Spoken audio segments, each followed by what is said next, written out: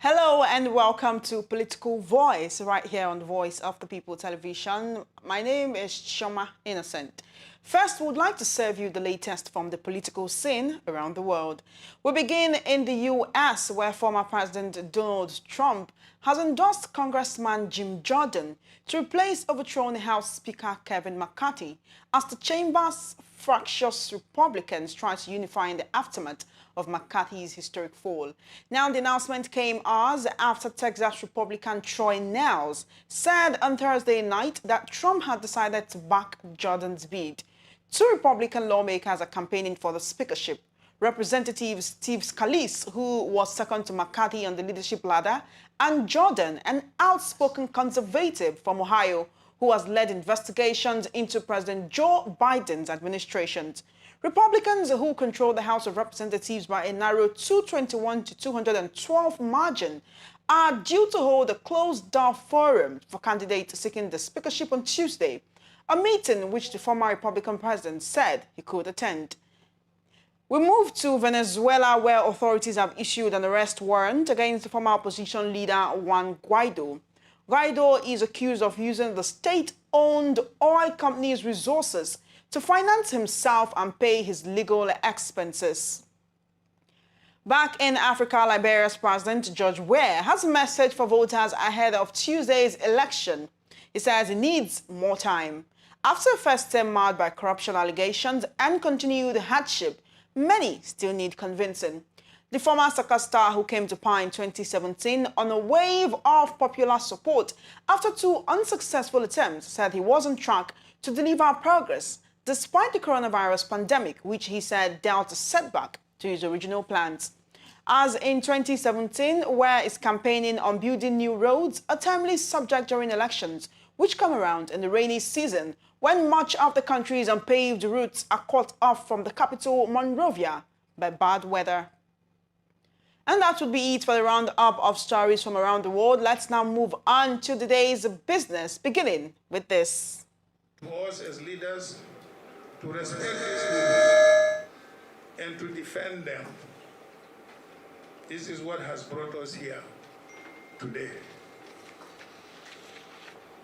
Today, we are called upon to again, as a people, to uphold and defend the ground rules of elective government in our country.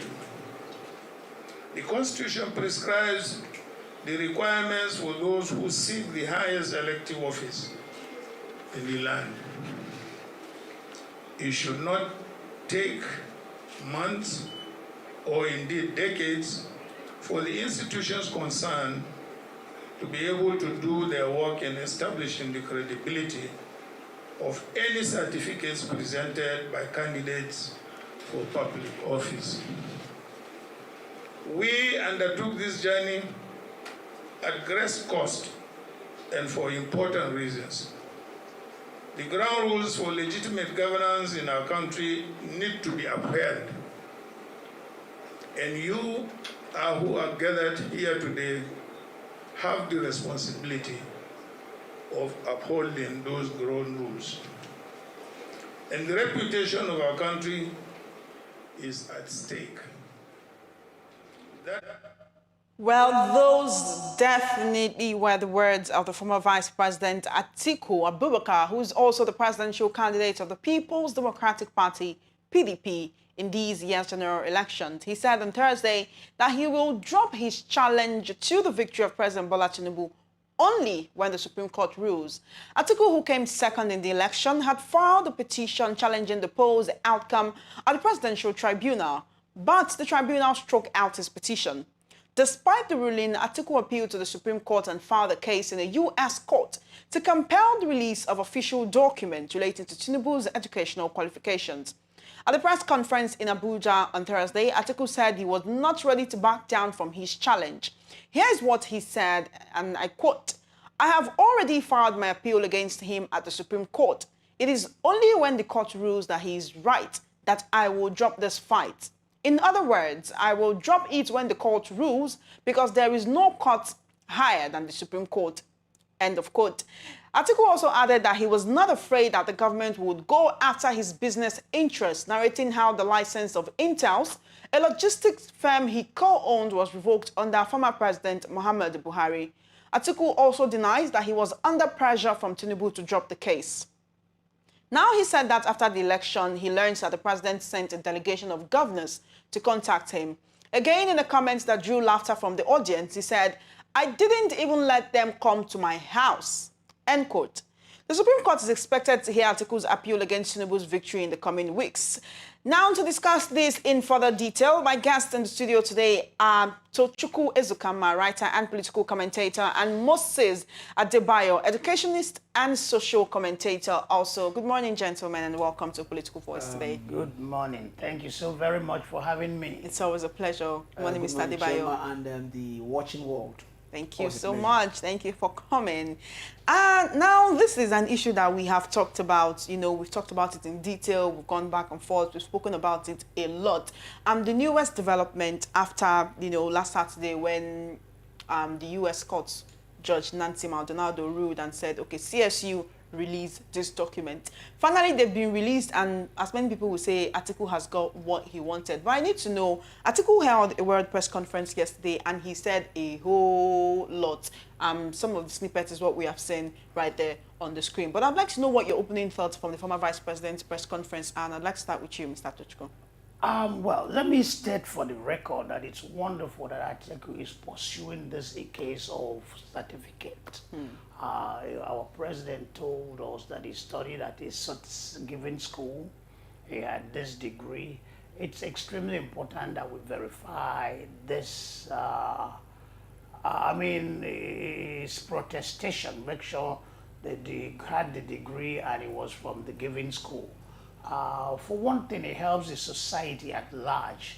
We see what is happening in Nigeria, the total warp of our value system, the total moral and ethical collapse of the Nigerian society. And that's because of leadership. We started getting the wrong leaders. Leaders that cannot be trusted, leaders that are dishonest. So the leadership sets the moral tone. And just like children behave like their parents without knowing it, the masses behave like their leaders without knowing it. So if we allow our leaders to lie and manipulate and steal, then it trickles down, it filters down to the whole society. The whole society will become honeycombed with liars. Well, like we have it now, liars, cheats, drug dealers, ritual killers, gangsters, and so on and so forth. So it's extremely important that this is scrutinized. And then it rubs off. It has future implications because with what our president is going through today, in future, political parties will be very sensitive as to whom they nominate. They will screen them and make sure that they are men that have moral integrity, not just liars, certificate forgers, and fraudulent individuals. So it's wonderful this is going on. It's important that it continues to a conclusive and incisive end.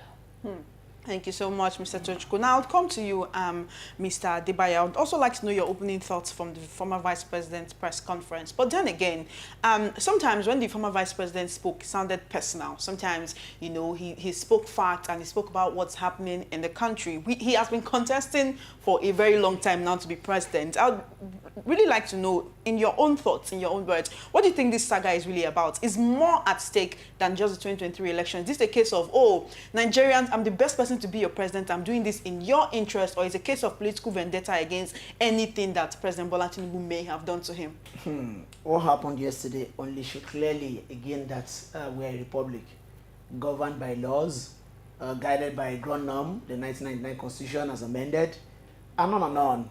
It was well within his constitutional right, I mean the former Vice President, to have approached the courts, from the trial court, which is the appeal court now, tribunal, which are co-equal in terms of jurisdiction, and that evidently was not satisfied with the verdict given there. Hence, he has proceeded to the final court now, where nothing can be appealed anymore.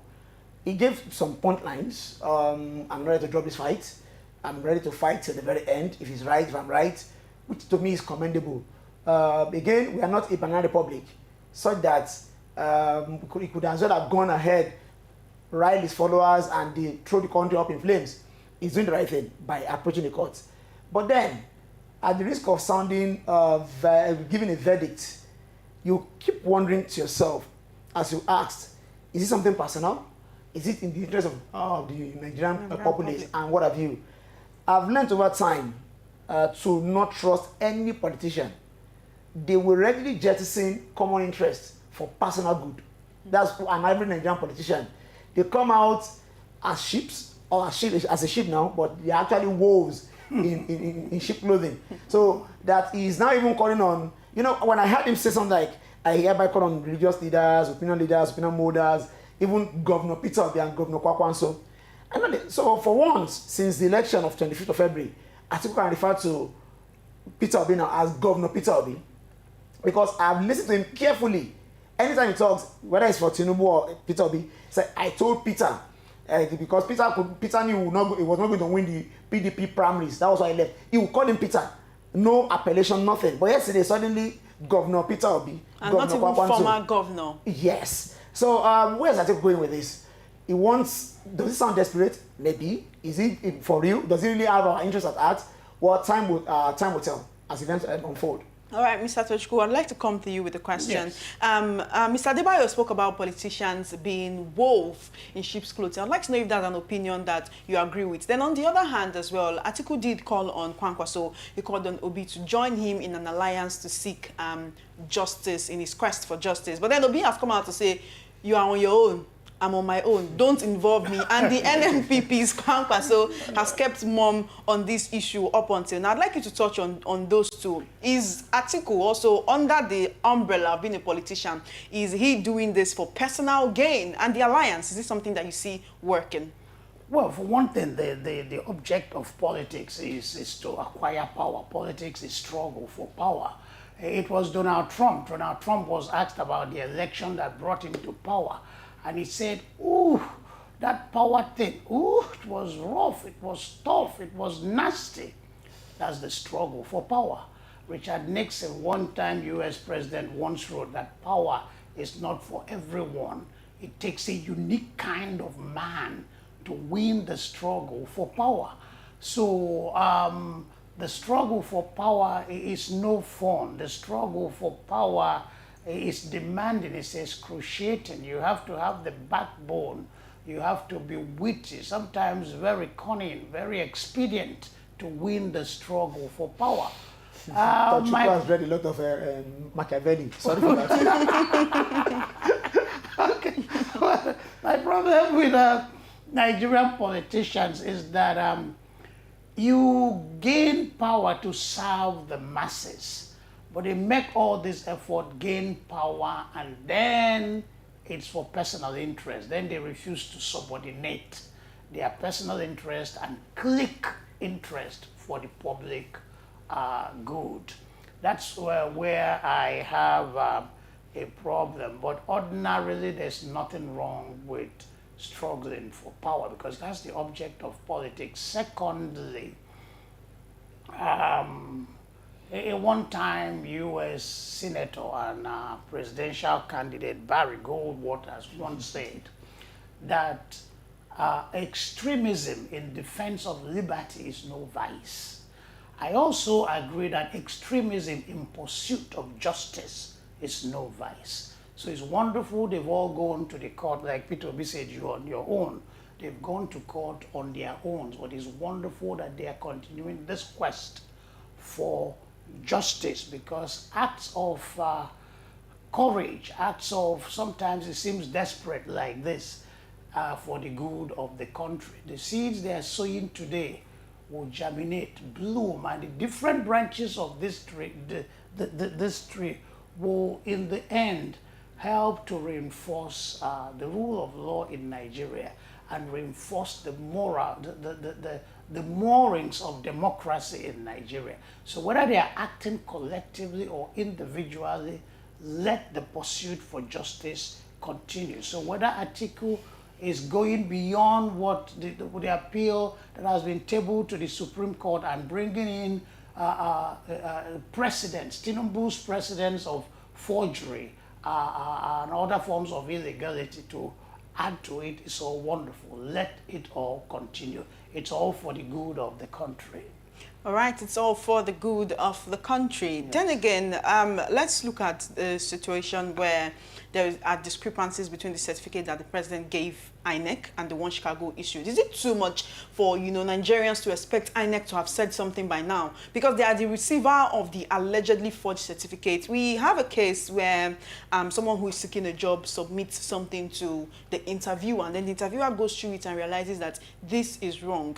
One would expect them to throw out that application and say to the applicant, only return when you have the correct documents. Is it too much for us to expect INEC to have said something by now? Bearing in mind that this is a situation that did not start today. Late Chief Ganifawa San pursued this in 1999. Okay, there are newspaper articles and front pages from then that have come to the fore saying, oh, this is something that has been pursued before. So INEC cannot say they did not know about this. Now, if Chicago is saying, oh, we have or we don't have, it seems the Chicago State University themselves, they are very confused. Where does the discrepancy come from? Why is INEC themselves not saying anything to say, okay, oh, this certificate, we need to know if it is forged or not, or even urging the president to come out and address the people? I'd like to talk to you about that, Mr. Straight away, I think there are some gray areas that have been cleared. The Chicago State University, university that is over 100 years, I think they're about 150 years old now, they've come out categorically to admit that he was once their student. He attended the school from August 1977 to June 1979. They made that clear. On what grounds is Atiku, the former vice president, approaching the Supreme Court, if at all, because there's been this issue of admissibility, knowing that the Supreme Court is a court of policy, a court that will only evaluate what was done within the previous court, which is the appeal court. The Supreme Court only has original jurisdiction when it comes to issues between the federal government and state. Otherwise, every other case that gets there is on an appealing note. Now, the optics of Nigeria is not very fine, because even if the president remains in office after the verdict of the Supreme Court, which cannot be controverted or added to, what are we going to learn from this? One, our electoral jurisprudence gets richer by the day. Whether Peter Obi becomes president or Atiku or Tinubu remains there, we will make reference to this again and again. Suddenly, yes, that let me sound a bit numerical now, like a numerologist. I think Atiku knows about all this spiritual stuff. How that elections conducted in years that end with 3, they've proven to be very controversial. 83, 1993, 2003, and even now 2023. In 83, the ruling party then claimed they had a moonslide victory. But in less than 3 months, after they've been sworn for a second time, the military toppled the government, saying that corruption was at its highest level. In 1993, do I need to say more? June 12th is just what comes to mind readily. And we still have skirmishes of June 12th all around us. By virtue of that, we had an illegal government called the interim government that was toppled by a military man, Abacha. In 2003, if there was ever an election that you want to consider and shake your head, I remember as at 8 p.m., 9 p.m., I was still voting. Obasanjo gave was like, it's a do or die affair. By virtue of that election that year, he won a second term. Now 2023. What you know what? I never had a real horse in this race. I believe the 3 of them were good enough, but there was going to be tiebreakers. Who are going to take this? INEC. INEC's taciturnity in this case. Is it complicity? Is it that they are just waiting for more facts to be unraveled? Because if you go by the press conference yesterday, as organized by Atiku, they made it clear their grounds are saying, okay, Tinubu was not a student of, the certificate he gave to INEC was false. They claimed that he was in a school that never existed in the 1970. And also, Kalu implied that what they have with them is admissible because they believe they met conditions. Only that it was vague with respect to that, and neither of us is a lawyer. I would have loved Kalu if he had told the world yesterday the conditions, because for me, I'm only concerned about this legal aspect. I'm not swayed by the sentiments that have been banned everywhere. oh, spin doctors, he had the right, he could have the certificates could have been given by a third party. All these are balderdash as far as I'm concerned. And I go by what the Chief Justice said on Tuesday or Wednesday now, when he swore in new judges that they are going to operate only on the altar of the law, no sentiment and nothing. INEC, well, they have a case because they were defendants when it came to the verdict of the tribunal on September 6th. So they still will play the role of defendants, just like Tinubu, while the petitioners, Atiku, and Peter Obi, who has told Atiku, you all know, because what you want, I equally want, so I'm not teaming up with you. So let's see how it goes and what the Supreme Court will finally say. But all in all, it will keep enriching we are writing new chapters, and years to come, posterity will judge.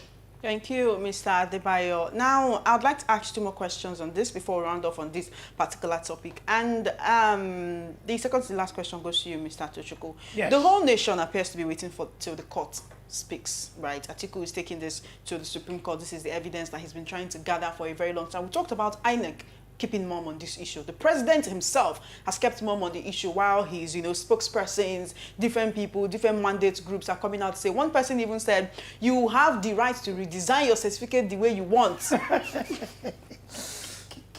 Because it's a ceremonial document. In fact, you can change the font, you can add red and blue and just make it beautiful, give it that aesthetic, that pleasing aesthetic the way you want. But that's not where we're going. The whole nation appears to be waiting till the court speaks. If INEC will not speak, if the president will not speak, the court will definitely speak. But then again, should the law alone come to our rescue? Where is the place, or whatever happened to morality in our society, where we have men saying, I will not compromise on my integrity to get this particular position while we're waiting till the court speaks?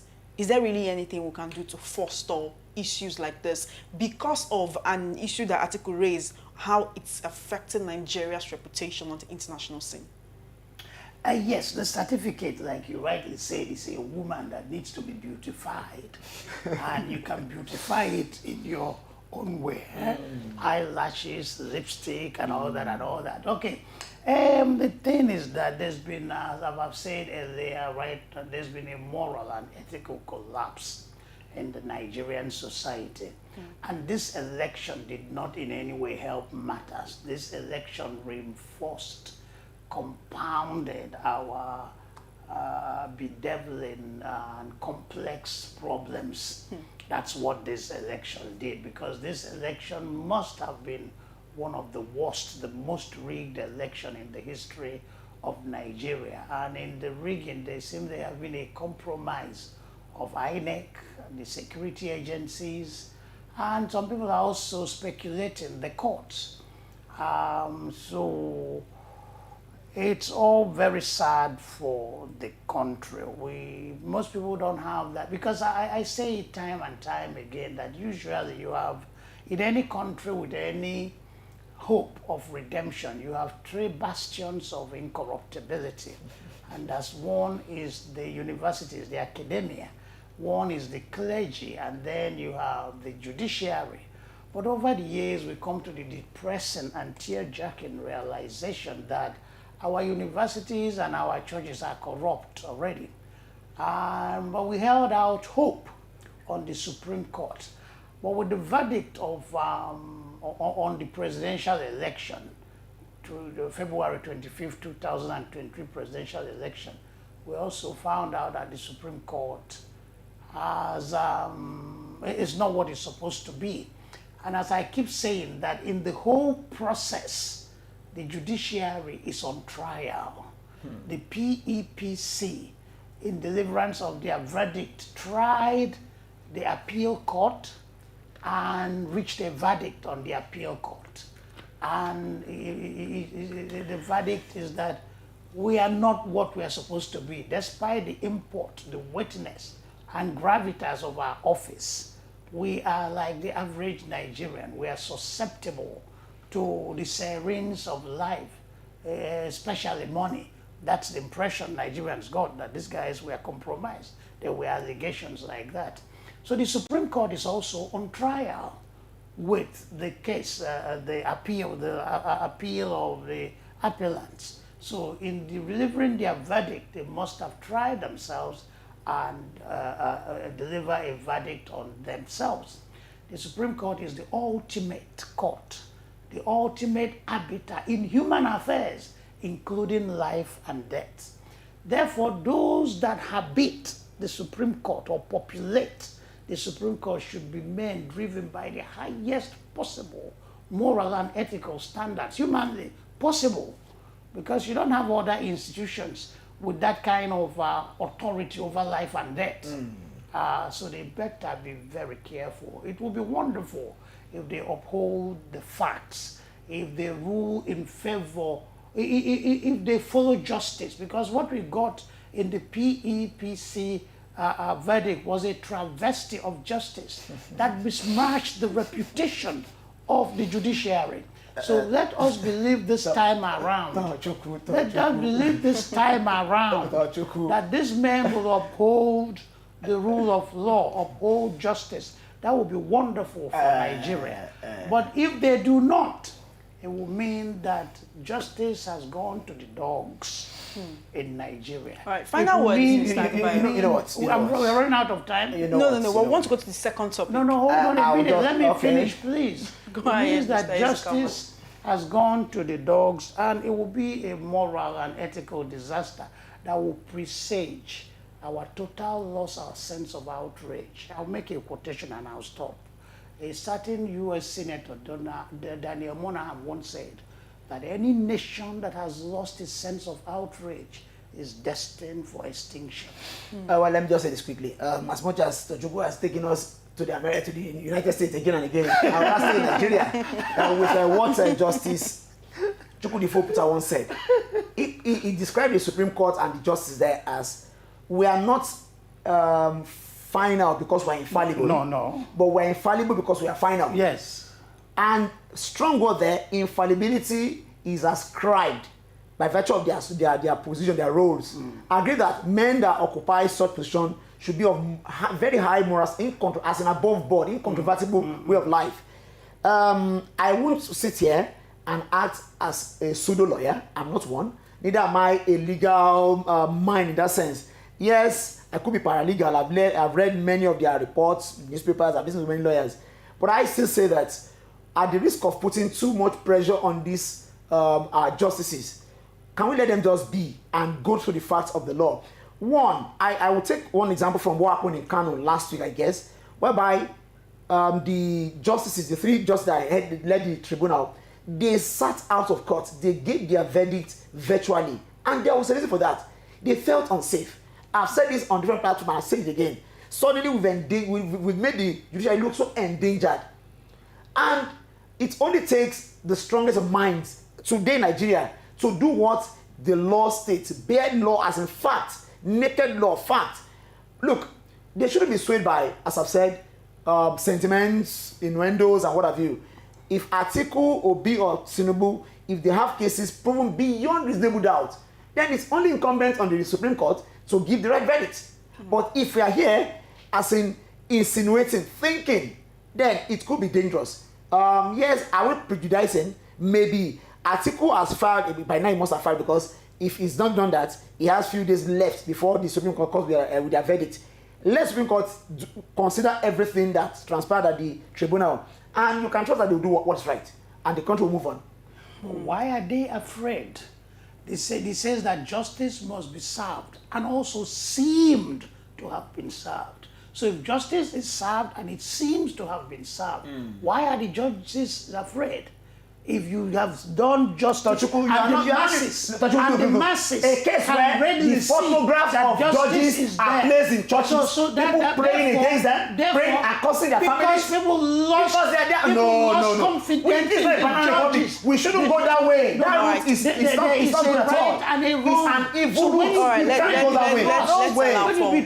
We can't go that way. And people bestowed on your office, then you become afraid. You know that no matter what justice is served, there will be people that always feel slighted, that always feel like that's not... If it's the minority, if justice is served and seem to be served, the majority will be at peace. So you betrayed the trust of the people. How? Why won't you be afraid? A clean conscience. What I fears no accusation. read and heard on the 6th of September when they came on Was that they gave not every ruling. transmit. The five justices went one. They were so systematic, so logical, so coherent by virtue And of their verdicts. could barely read the verdict because it wasn't written by them.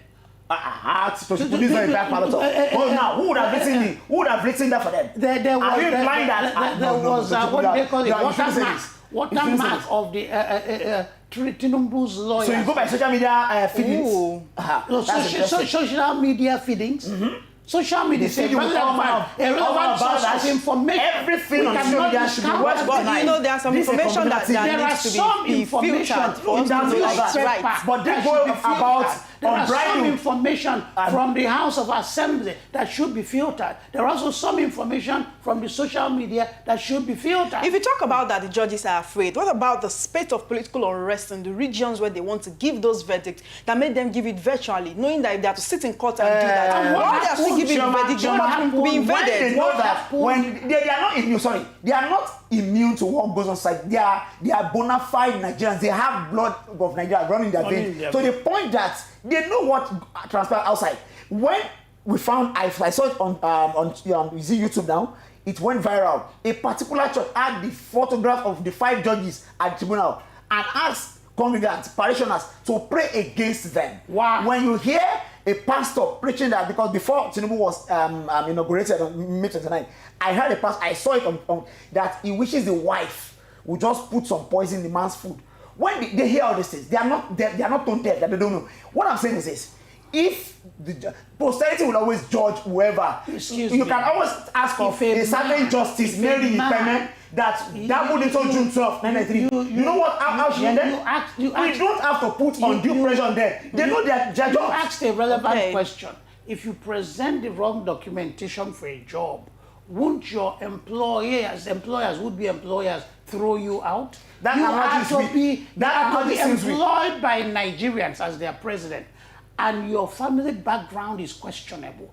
Nobody knows your hometown. Nobody knows your real parents. Your certificates are forged. Everything about you is fake. Why wouldn't people pray against such a prospective employee? That's why they were praying against it. And then the judges, to do such. No, they reserve the right to do anything. To go about, and that is the reason the judges have to go all the more with the facts. The judges, it will pay you all the judges cannot say that the guidelines, electoral guidelines said you transmit by, I said IRAF, it's called. And therefore the Senate you transmitted, House of IRAF. For the presidents you did not transmit. IRAF was meant for just you ask people what registration to ascertain that you are the true person there. Before you let them in. You kept away opposition political parties and allowed APC members. The whole thing was flawed. The report by EU we are speaking to the wider world. Millions could be listening right now. I am not hiding like the judges. They made it clear. You know, time and again we've spoken about the 2023 elections, and there will always be the in the majority, in the minority, people who feel, oh, it went well, and the ones who feel that it does not go well. At the end of the day, this case is going to the Supreme Court, and we believe or we hope in the Supreme Court, the judiciary, to do what they ought to do.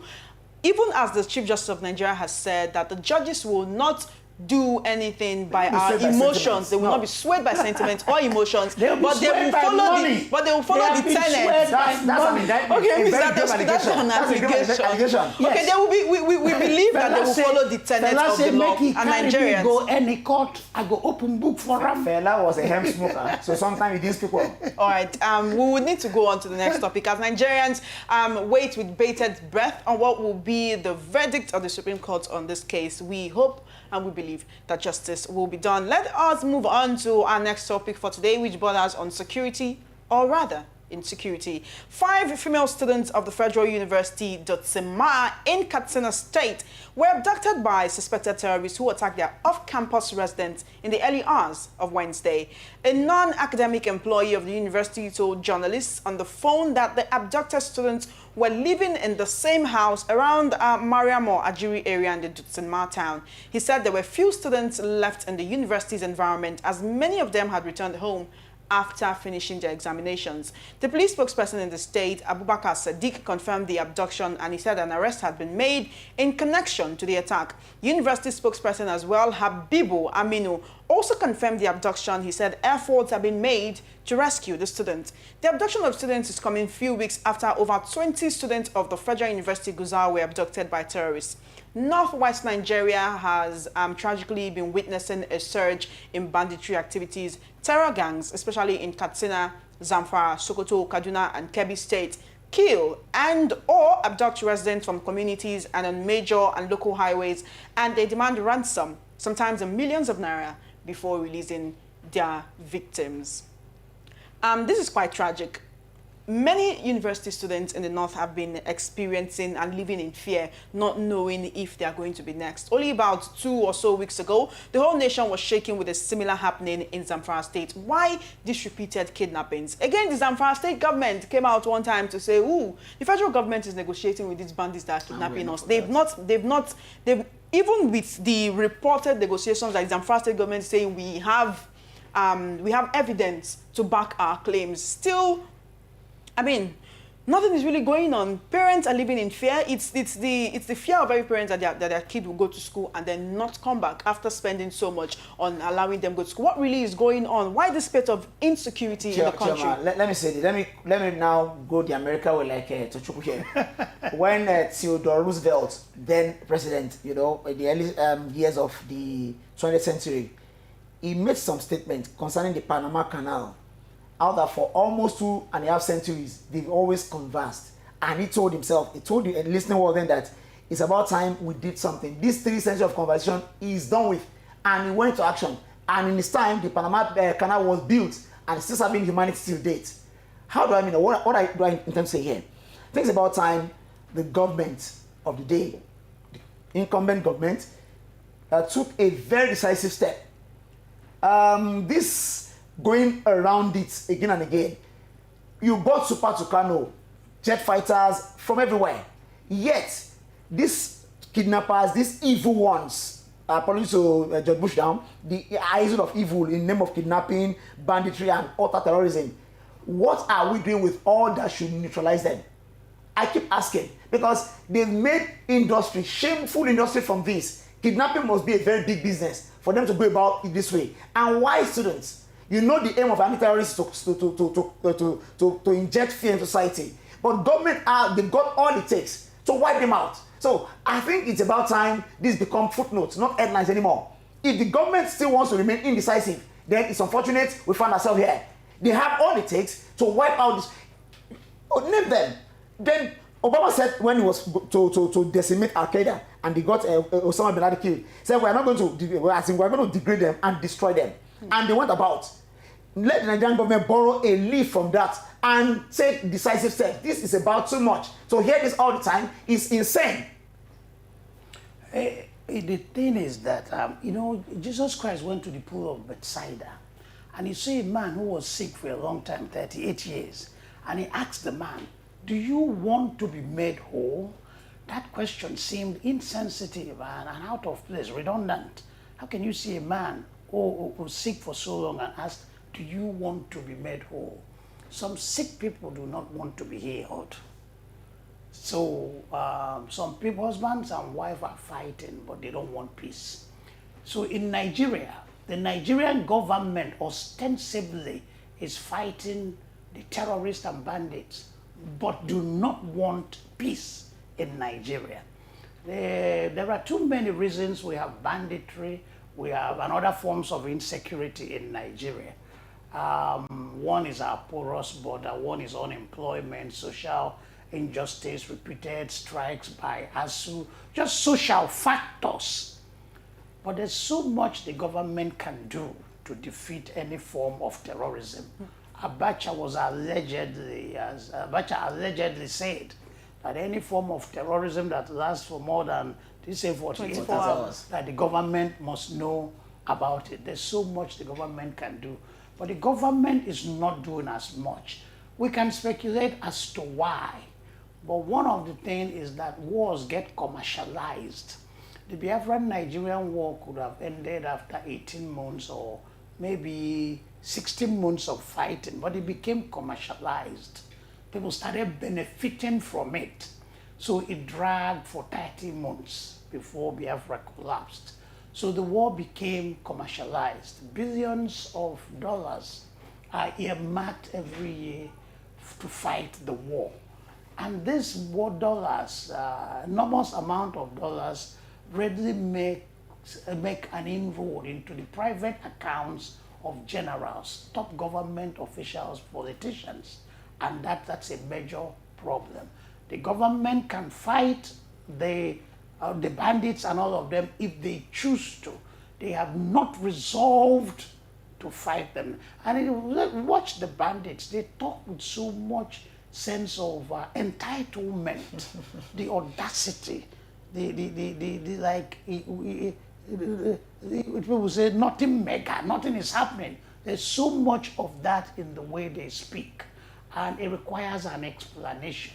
There was a case where bandits were attacked, and a major went and the bandits were arrested, and a major attacked those that I don't remember all the details, to release the bandits, kill those that are arrested bandits, and set the body. Called What Do You Mean? It was a notorious bandit called What Do You Mean? What Do You Mean? And he was tracked by the police and arrested. But on their way with the captured bandits, an army group attacked them and released the bandits. And the army group was led by a major.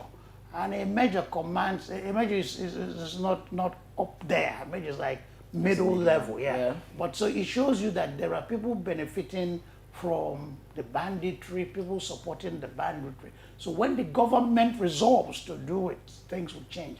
And this government will not, because this government panders inexorably. That is why I'm always at odds with you, Tochukwu. You can't say that and say that responsibly. No. You know, recently the Senate called the service chiefs together to talk about the state of insecurity. Under good luck, they swear to Jonathan, as in the security of Nigerians is their priority. Are they upholding that oath that they made, though?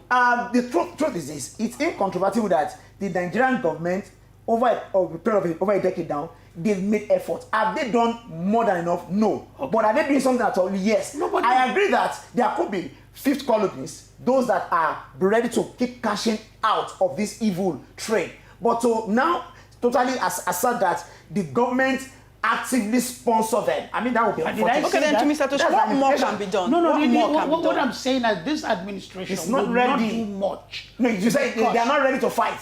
Implying that they are supporting them. You can't speak for me. No, you said that. I heard you. To speak. I heard you. Yeah, if you heard me, then don't translate. You understood English. If she understands, don't translate for me. So, good luck, Jonathan was in the habit of saying we are on top of the situation. And this government now, that was Good Luck's administration, was always on top of the situation. Tinubu'S administration is always leaving no stone unturned. Will leave no stone unturned. So, but the thing is, get the job done, if you will. But this administration cannot do it because Tinubu'S administration needs to continue to pander to his Hausa Fulani masters to remain where he is. Okay, Mr. Tochukwu, lots of allegations there. You talk about the different administrations and how they handled this issue. If we're going to talk about that, the Buhari administration was always shocked. Right. Are there, you know, paces or already things that have already been set in place? Like I said, the Senate called the service chief saying that the state of insecurity is too much and have tasked them to make sure that those who have been abducted regain their freedom. And that's why I asked Mr. Tochukwu, what more can be done? It's about political will. It's about resolve to get the done. It's like say, what more should be done in Nigeria to fight corruption? The government can fight corruption if it wants to. But the government is not fighting corruption. For you, it's all a matter of the will to political will and resolve to do it. Chairman. It's like fighting IPOB in the southeast. Many Igbos are emotionally attached to IPOB. And any government that comes to the southeast to fight IPOB will have its efforts subverted. That's what is happening in the north. There are loyalists. There are supporters of Boko Haram. Even among the victims? No, even in Aso Rock, There are supporters of Boko Haram and bandits even within the Aso Rock. Okay. So let's have Mr. Adebayo. Truth is, if you've taken time to study, and I say that carefully, since Jonathan, though Atiku just stylishly I mean, jumped over the Buhari government as though it never existed, from Jonathan to Buhari now to Tinubu, you can tell, except you want to be economical with the truth, that progress has been made. Even in recent times, since Tinubu assumed office, anytime you hear of a kidnap, any form of banditry, I think terrorism has been degraded really. That's why they operate in these two forms now, kidnapping and banditry. You could tell that in a few days, even in a matter of hours, sometimes they've been released. Now, do they go about paying ransom? I don't know, because they always come out to tell the world that they acted and they've been released. The Zamfara story that I broke 2 weeks ago, some of them have regained their freedom, and the Nigerian government is taking credit. My own is just that I don't want sound bites from these men in power. Atiku, when he assumed office as the acting IG now, he said something that from within he feels like a tiger and a lion. Please, Atiku, don't just feel. Act like a tiger. Act like a lion. Get this job done. The political will to go about it is not just saying it. Act. Let's see you prevent this. If we have to react all the time, that means we're always giving these acts of evil the prerogative. But we can always proact sometime. Before they take one step, we've taken 10 steps. And at the end of the day, look, it only takes an insane government, people with battered minds, people with warped minds, to assume offices and connive and support totally, so as in shameless support terrorists. That's why I would differ, because if I will imply all you've said, you mean, oh, it's like the government is complicit. That can be. He said some people in Aso Rock. In Aso Rock. And Aso Rock is the metaphor for power. Supporters are emotionally affiliated. So yes. It's a case of, I know from, as I've said, from what I've observed over time now, they've been degraded again and again. And one will cooperate with them. Look, I know of 2-3 C's when it comes to security. Cooperation, collaboration, and is it coordinating now? How that even the federating unit, it's always easy to put this the blame at the doorstep of the federal government, because they actually handle defense. But these governors always clever by half. When they want to hound a political opponent out of the state, they know what to do. Take Ogun State, for example. The governor dealt with the erring local government chairman. He knew what to do. But when it comes to securing the lives of a greater number of people, they say we are not in charge of security. They should cooperate with the federal government, because it's like winking in the dark. If the federal government even means to ensure that they wipe out this evil, what are the federating units doing? What are they doing? The case of Zamfara now, the federal government have their plans, but the state government, Dauda Lawal now, is saying that I'm not in tandem with what the federal government is saying. And that means Zamfara will still be in trouble. And I pity those that live there. So the problem between the state and the federal is affecting the Sure victims. it is. Sure All right, let's talk about state. Nigerians' response to cases of banditry and kidnapping and all of these tragic cases. It could be argued that Nigeria and Nigerians has become more and more benumbed to these kidnappings and raids by bandits. I remember during Jonathan's era, when Chibok girls were kidnapped, over 200 girls were packed away in a day. If you go to, if you're driving somewhere around Ikoyi, I don't really know what that place is called, you will see pictures of those girls at a roundabout like this. Pictures of the ones, there were some that escaped, some were released. The ones who were escaped and some of whom were released, their parents never let them go back to school. Then there were some who had the opportunity to travel outside the country, they've read, they've graduated, and there are some who are still in captivity. Yes. Right up until now. There are some whose fate we never knew about. With the repeated cases of, oh, today it's banditry, tomorrow it's kidnapping, this and that is happening, it would seem that Nigeria and Nigerians have become even more and more benumbed. So even when you say the federal government is doing something, it appears the more things change, the more that they remain the same. And that brings us back to the question, what should and can be done? 300 and something students were kidnapped. Imagine the logistics necessary for that kidnap. The number of men that move through communities, possibly passing through police and military checkpoint, the number of men. And there were allegations that the principal knew of the kidnap. Okay, then you pick up 300 and something else. How do you move them? On motorbikes, on buses? So you're talking of a very long convoy, and moves through the community, moves through the state and into Sambisa forest. One of the girls that was released that studied went to study in the US. In an interview, she said that we were in a very long convoy. It wasn't resist, she ran and escaped. At a point, one of the cars in the convoy got spoiled. We stood there for more than 2 hours. The terrorists were trying to fix the car, and our guards left us and went towards the spot where the spoiled car was standing. That was when I jumped up from the back of the trailer and I ran into the bush.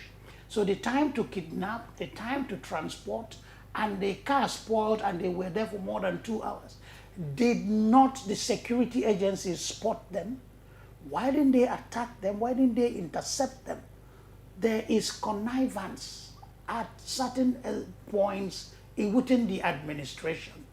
So that's what the issue is about government resolve. People became numbed. People don't care anymore because it is the same story over and over again, and nothing is changing. I did not talk about Buhari when I was listing the reactions of presidents to terrorism and banditry. The first time I read about the bandits and the involvement of the Buhari administration, or Buhari and his group in setting up the bandits, I replied to the writer, "You are a fiction writer." It seemed impossible. It seemed stranger than fiction. But with time, we learned that that was truth. Buhari is a Fulani expansionist and needed, yes, he allowed Fulani young men to brandish, triumphantly wave AK-47s around Nigeria. And if you question them, they will say, do your worst. Okay, he wants the Fulani, and Buhari stated, I want the imposition of Sharia law across the whole country. He has never denied that. When did Buhari say that?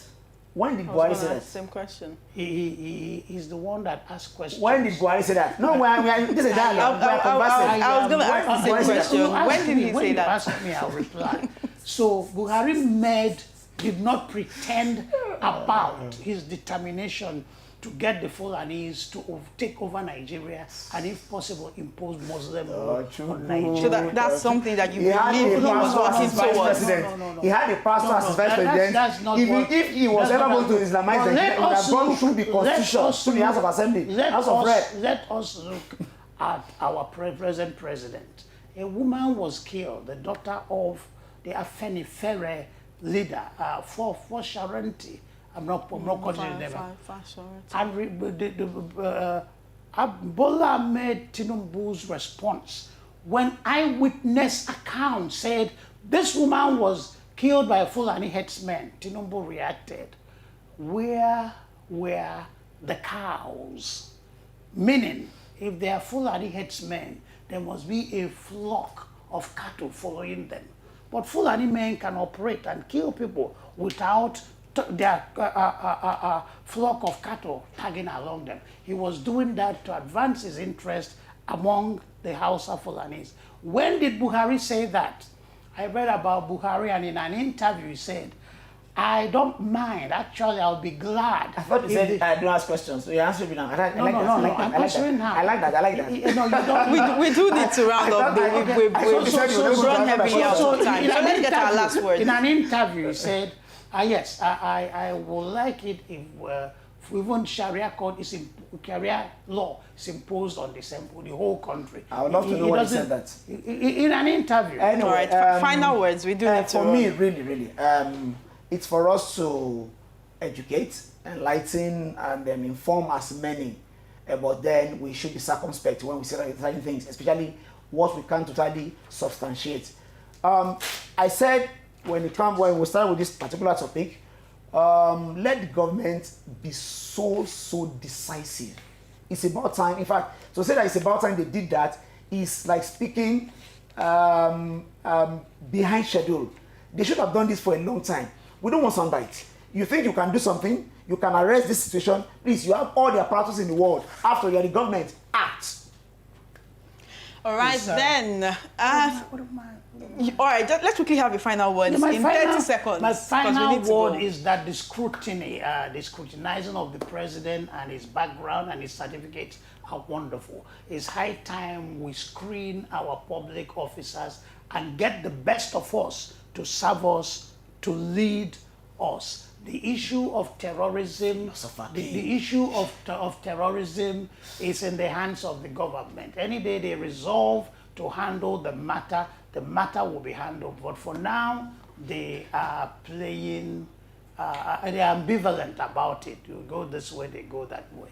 All right, then there you have it. Final words from, analysts we have on the program today, Mr. Tinubu'S and Mr. Moses Adebayo. That is all we can take on Political Voice this Friday's edition. Thank you so much for joining us. We would love it if you can join us again next week for another wonderful edition of Political Voice. My name is Chioma Innocent. I do appreciate your audience.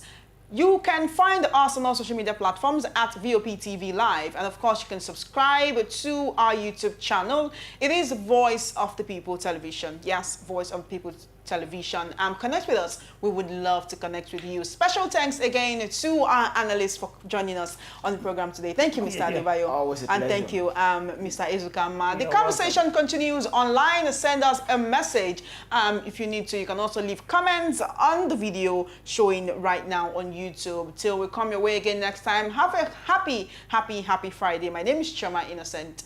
Bye for now.